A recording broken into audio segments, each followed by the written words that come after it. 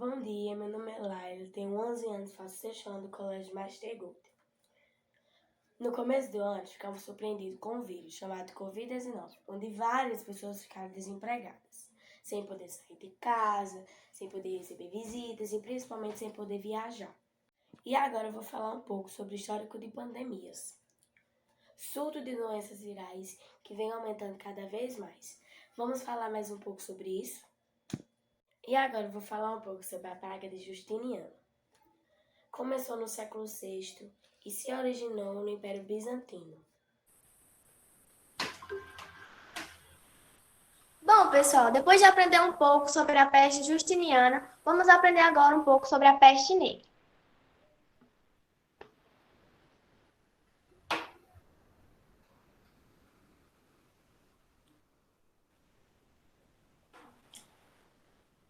Olá, meu nome é Emily Tawane, sou do sexto ano e estudo na escola Master Gold. Hoje eu vou falar um pouco sobre uma pandemia que assolou bastante a humanidade nos tempos antigos, a peste negra.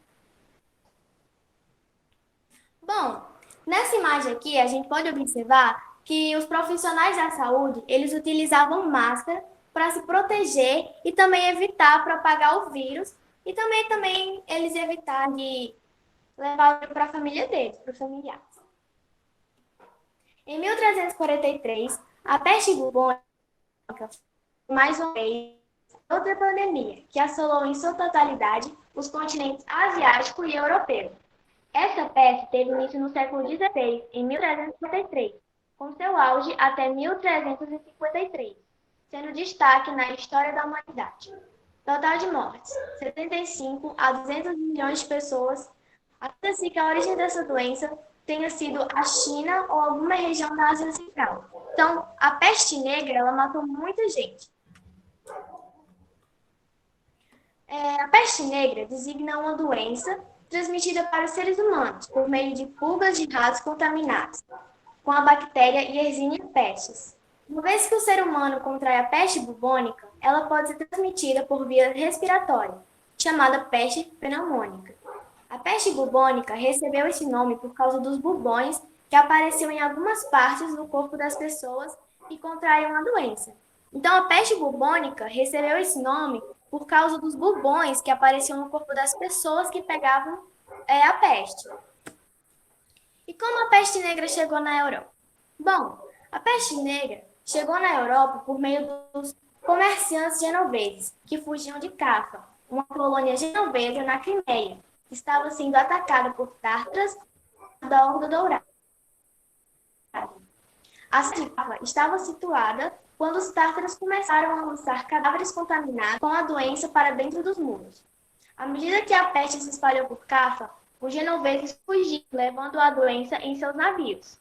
Então, a peste negra chegou na Europa por meio dos comerciantes e se espalhou por conta dos cadáveres que foram contaminados pela peste e os tártaros começaram a lançar os cadáveres. Por que esse nome de peste negra? A peste era chamada de negra porque ela causava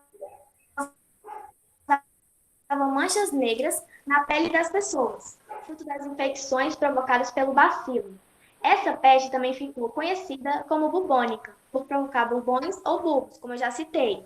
Isto é, inchaços infecciosos no sistema linfático, sobretudo nas regiões das axilas, virilha e pescoço. Febre alta, dores musculares, dores de cabeça, são alguns dos sintomas da peste negra. E a gente pode observar os cadáveres, como eu já citei, sendo lançados nos muros pelos tártaros. Os relatos da época falam que a doença trouxe pânico e fez com que muitos fugissem das grandes cidades como forma de se proteger. Aqueles que tinham mais condições de dinheiro, eram mais ricos, eles iam para as próprias propriedades. Relatos também citam que a ordem política em alguns locais ruiu, porque as autoridades governar. Então, as cidades ficaram ruídas por conta das autoridades, políticos, prefeitos, etc., terem contraído a doença,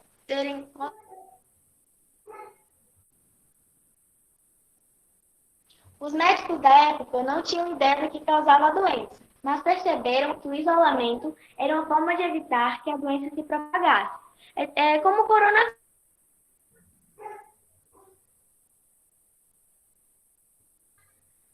Descobrir, encontrar a doença, encontrar de novo, é algo muito novo para a gente. A quantidade de mortes era tão grande que os rituais funerários começaram a ser abandonados.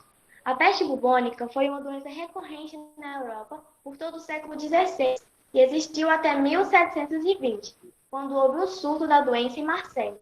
Acredita-se que somente no século XVI a peste bubônica tenha causado a morte de pelo menos um terço da população europeia. Embora historiadores como Legoff apontem que tenham causado a morte de pelo menos metade da população da Europa, chegando até 2/3 em alguns locais. Por fim, existem estudos que indicam que a peste bubônica possa ter causado a morte de até 50 milhões de pessoas no continente europeu, entre o período de 1347 e 1353.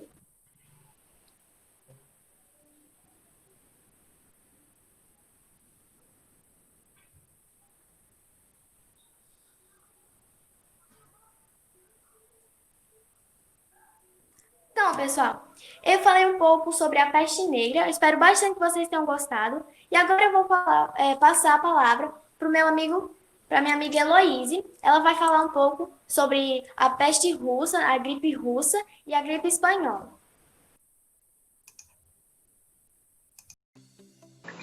Oi, meu nome é Heloíse Lopes Silva, estudo no Colégio Masteres Gold e faço o 6º ano. Conscientização para o antes e o depois da pandemia no mundo. Um estudo sobre a gripe russa e a espanhola. Em virtude das condições sanitárias das cidades e do desconhecimento da etiologia das doenças infecciosas, grandes epidemias surgiram ou surgem, dizimando populações, limitando o crescimento demográfico e mudando muitas vezes o curso da história. Iniciarei abordando sobre a gripe russa. A epidemia, que logo tornou-se pandemia, disseminou-se entre 1889 e 1890. Foi causada pelo vírus influenza H1N1. Apenas para diferenciar epidemia e pandemia. A epidemia acontece quando existe a ocorrência de surtos em várias regiões. A pandemia, em uma escala de gravidade, é a pior dos cenários. Compreende um número de casos de doença acima do esperado, afetando vários países e continentes. As pessoas com menos de 20 anos de idade foram as mais atingidas, registrando-se alta morbidade e mortalidade nesse grupo etário.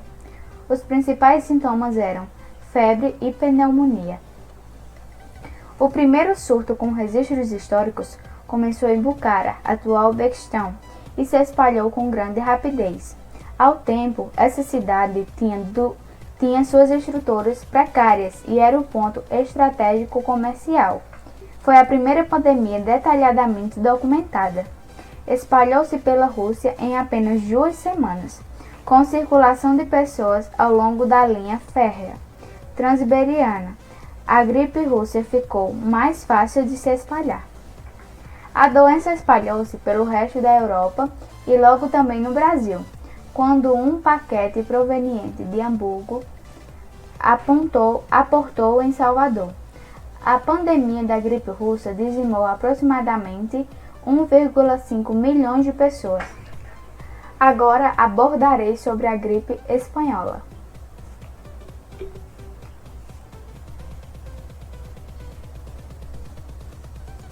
A origem da gripe espanhola permanece incerta. Na Europa, os primeiros registros foram feitos em abril de 1918, em tropas francesas, possivelmente relacionados a chineses contratados como auxiliares.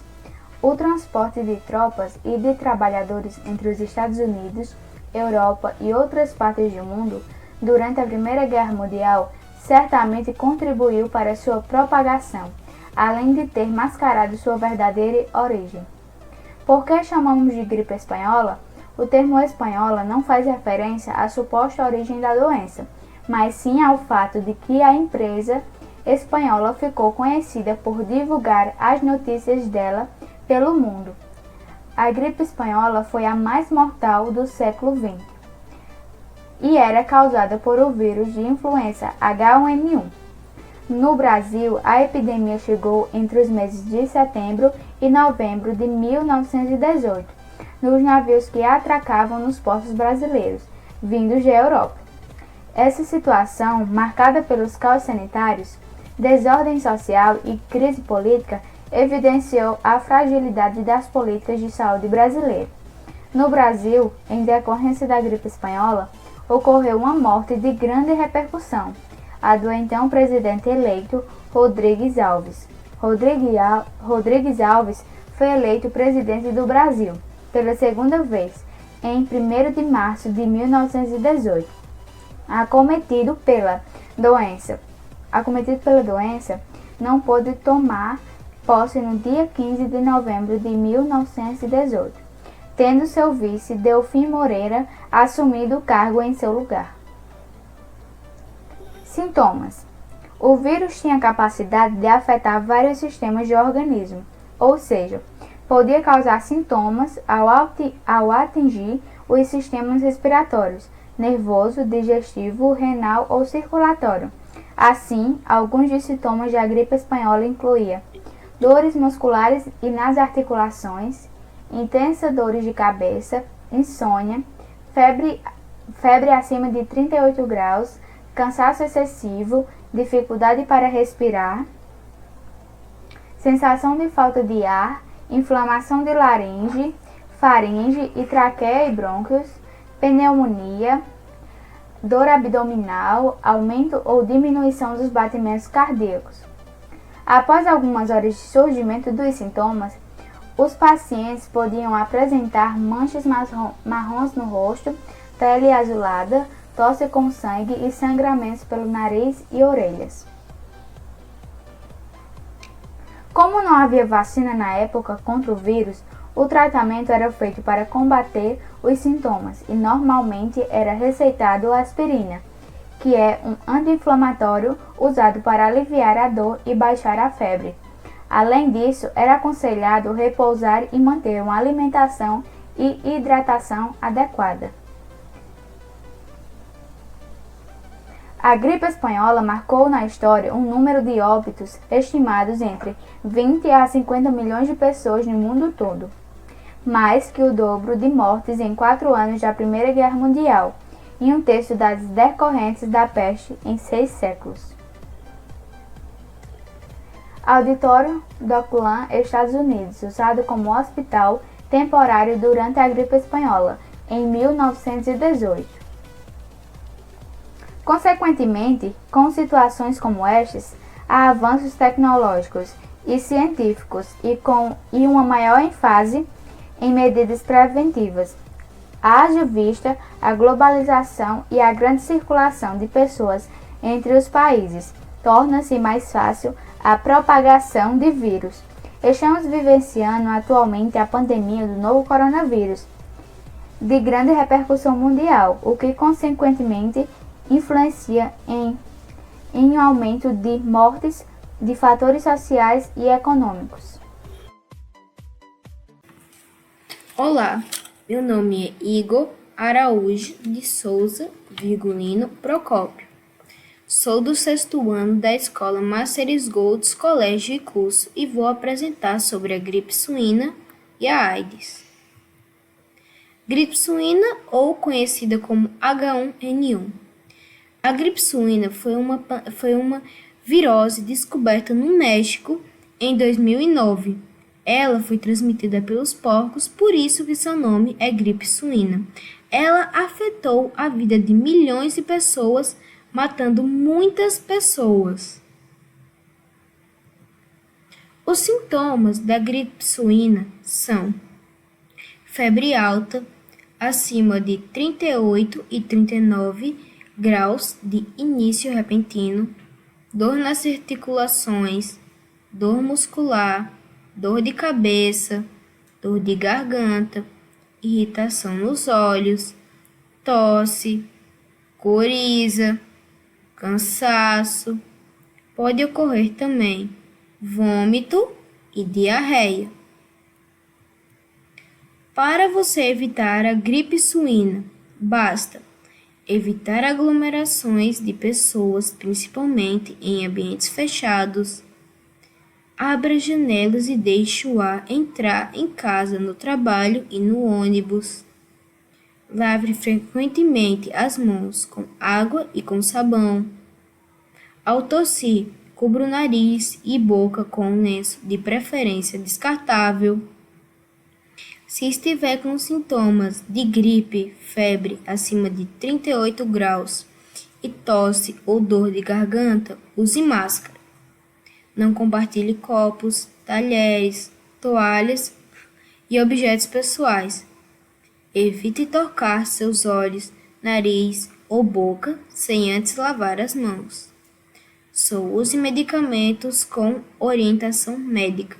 Em caso de dúvida, procure o seu médico ou uma unidade de saúde. Agora, o outro tema que apresentarei é sobre a AIDS. A AIDS surgiu em 1981, a partir de um vírus chamado CIV, encontrado no sistema imunológico dos chimpanzés. O HIV foi transferido dos chimpanzés para os seres humanos. Apesar de não deixar esses animais doentes, o CIV é um vírus altamente mutante que teria dado origem ao HIV. O HIV é um retrovírus que se propaga por meio de certos fluidos corporais, como o sangue, o leite materno, o sêmen e líquidos secretados durante o sexo. Transmissão.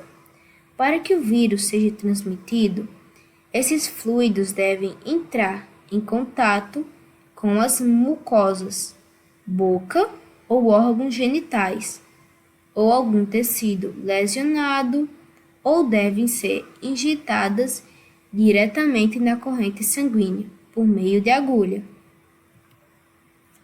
Os sintomas do HIV são a febre, a sudorese, a cefaleia, o cansaço, a dor de garganta, dores no corpo, rash cutâneo, erupções avermelhadas na pele, aumento dos gânglios linfáticos, ínguas, aumento do volume do baço, perda de apetite e de peso. Tratamento. Não existe ainda uma terapia capaz de eliminar o HIV, mas há medicamentos que permitem que as pessoas com essa doença tenham uma vida normal igual às outras. Pesquisas apontam que algumas pessoas já foram curadas do HIV. Aqui estão as referências das informações que eu tirei. E eu vou passar a palavra para minha professora Poliana dos Santos Pereira.